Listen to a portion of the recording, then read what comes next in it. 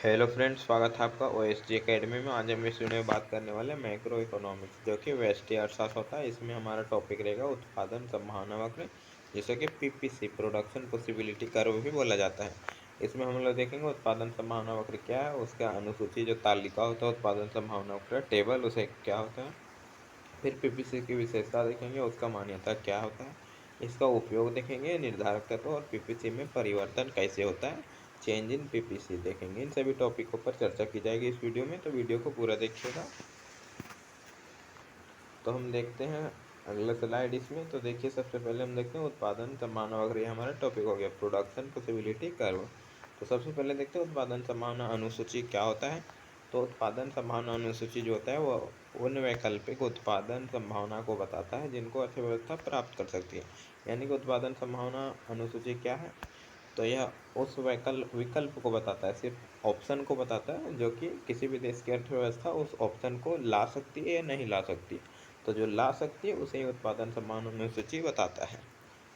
इसे और बोला जाए तो इसमें उत्पादन के दो साधन दिए होते हैं, यानी कि उत्पादन संभावना अनुसूची या फिर उत्पादन संभावना वक्र जो होता है, इसमें सिर्फ दो ही साधनों को लिया जाता है। आगे हम लोग देखेंगे इसके अजम्पशन क्या होते थे, जिनके प्रयोग से अर्थव्यवस्था में उत्पादन किया जाता है, और वही दो साधनों का प्रयोग करके आपको उत्पादन करना होता है। तो देख सकते हैं उत्पादन संभावना अनुसूची प्रोडक्शन पॉसिबिलिटी शेड्यूल दिया गया है। तो एक उत्पादन संभावना है, फर्स्ट कॉलम, सेकेंड कॉलम है कपड़ा। पहला वस्तु है कपड़ा 1000 मीटर में, दूसरा वस्तु है गेहूं जो कि 1000 क्विंटल में है।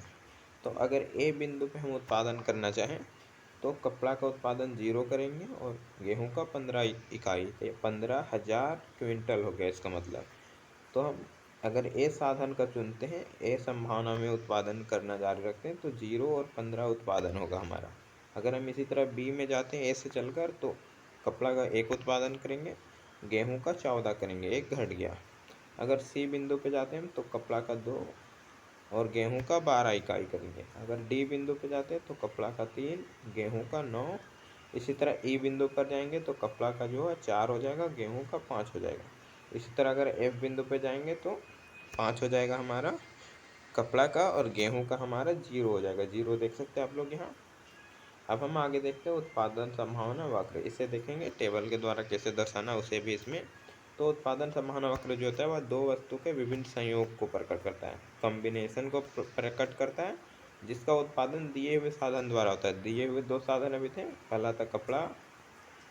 पहला हमारा कपड़ा था और दूसरा वस्तु था गेहूं हमारा।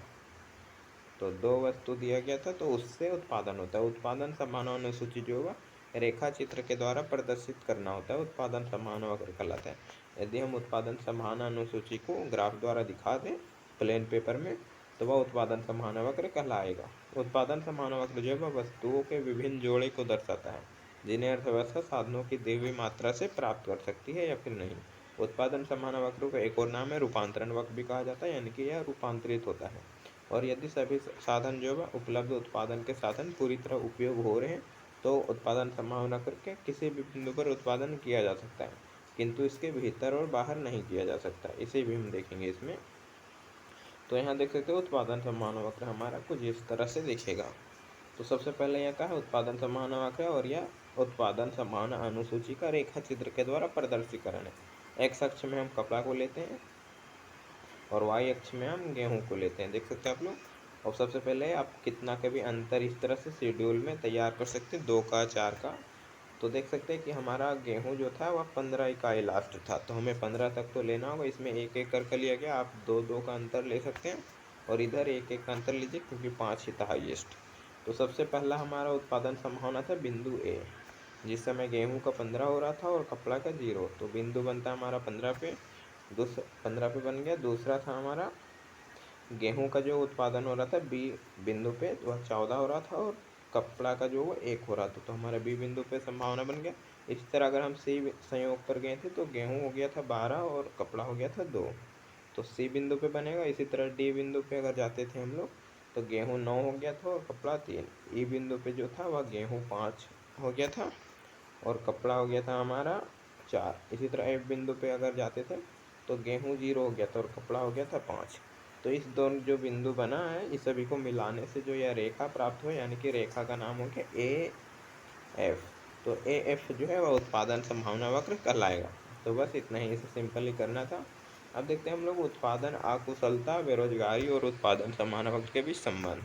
तो जब अर्थव्यवस्था में या तो बेरोजगारी होती है, बेरोजगारी कब होगा, या फिर अल्प बेरोजगारी होती है, तब दो वस्तु का उत्पादन जो है उत्पादन संभावना वक्र के भीतर किसी भी बिंदु पर होगा। इसमें देख सकते हैं यू बिंदु दिया गया है। तो यू बिंदु क्या होगा, तो यू बिंदु यह दर्शाता है कि दो साधन दिए गए हैं इस रेखा के बराबर उत्पादन करने के लिए, लेकिन यू बिंदु में अगर उत्पादन हो रहा है तो इसका मतलब कि उस देश में साधनों का पूरा प्रयोग नहीं हो रहा है, क्योंकि इतना प्रयोग हो रहा है, इतना इतना तो साधन बच जा रहा है देश की अर्थव्यवस्था में। तो यह अल्प प्रयोग को दर्शाता है या फिर अकुशल प्रयोग को। तो यह बेरोजगारी की स्थिति है। और एच बिंदु जो है वहाँ तो संसाधन हमारे पास है ही नहीं, क्योंकि दो संसाधन था जो कि पी क्यू आर एस और पी बिंदु को दिखाता है। तो एच अप्राप्त संयोग होगा। अब आगे देखते हैं हम लोग उत्पादन संभावना वक्र की मान्यताएं क्या है। Assumption of PPC. तो पहला मान्यता है कि साधनों की एक निश्चित मात्रा दी होती है। दूसरा है कि उपलब्ध संसाधनों का जो पूर्ण एवं कुशल उपयोग किया जाता है। तीसरा, तकनीक में कोई परिवर्तन नहीं होता है। चौथा है कि दो वस्तु दिया होता है। तो इतना समझ गए। अब देखते हैं आर्थिक विकास के निर्धारक तत्व क्या है।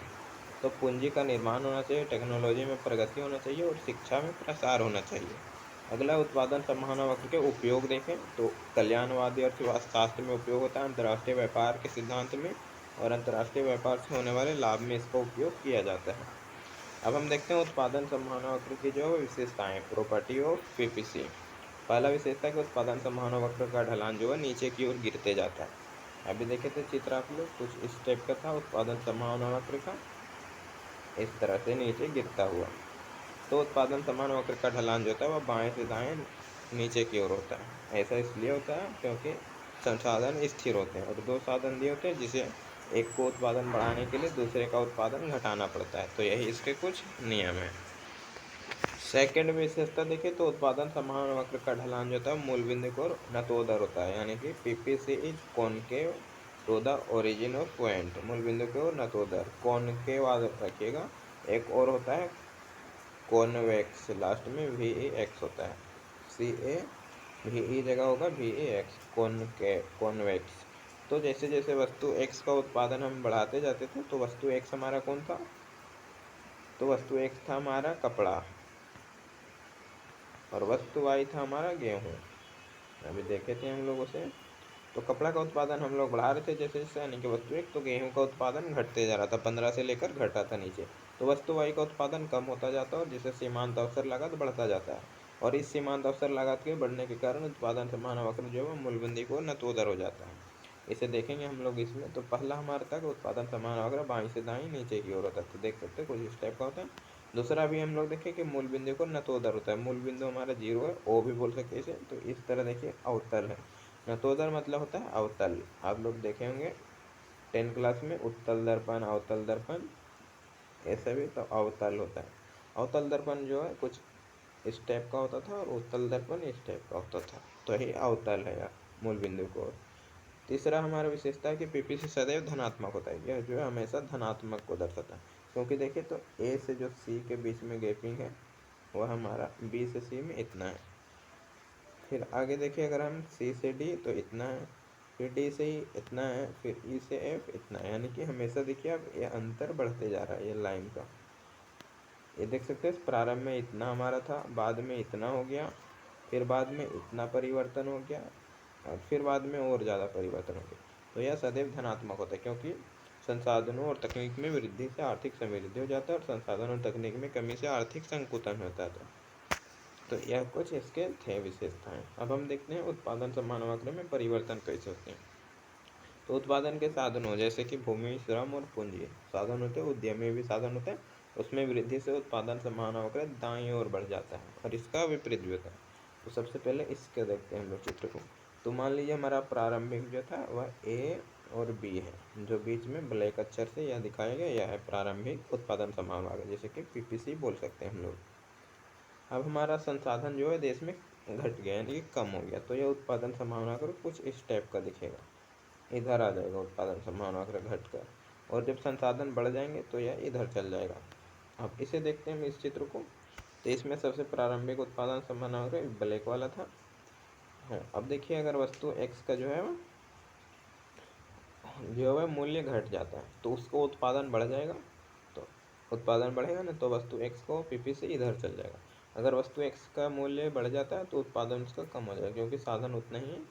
तो इसका पीपीसी जो है घटकर अंदर की ओर आ जाएगा। इसी तरह वायु वस्तु का देखें तो वायु वस्तु का उत्पादन बढ़ता है तो पीपीसी घटकर, अगर वायु वस्तु का मूल्य बढ़ता है तो पीपीसी घटकर अंदर आ जाता है। वायु वस्तु का मूल्य घटता है अगर तो उत्पादन बढ़ जाएगा और बाहर की ओर चल जाएगा, शिफ्ट होकर। तो कुछ इस तरह से इसमें परिवर्तन होते हैं। अब हम देखते हैं उत्पादन समान वक्र और बढ़ती अवसर लागत जिसे का नियम क्या है, जिसे कि विकल्प लागत भी बोला जाता है। तो अवसर लागत जो है एक अवसर का लाभ उठाने के लिए दूसरे अवसर की हानि करना होता है, और त्यागी गई वस्तु की लागत भी अवसर लागत कहलाता है। इसमें देखिए समझते हैं हम लोग इसमें। तो देखिए जब हम ए बिंदु पे उत्पादन कर रहे थे तो वस्तु x का 0 हो रहा था, वस्तु y का 15 हो रहा था।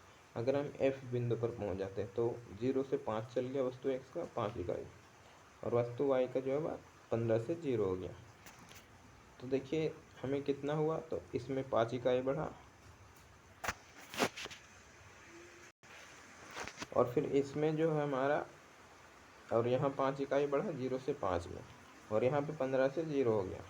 तो इसमें 5 इकाई बढ़ाने के लिए हमें कितना इकाई छोड़ना पड़ा, तो देख सकते 15 इकाई। टोटल हमें 15 इकाई का नुकसान हुआ है, और 5 इकाई हम इसमें प्लस 5 इकाई हुए। आप लोग देखिए प्लस हम इसमें 5 बढ़े 0 से, और माइनस हमारा कितना हो गया 15 इकाई। तो देखिए इसमें, तो इस 5 इकाई का जो अवसर लागत होगा वह इस 15 इकाई के बराबर होगा, क्योंकि 15 का हमें नुकसान करना पड़ा है।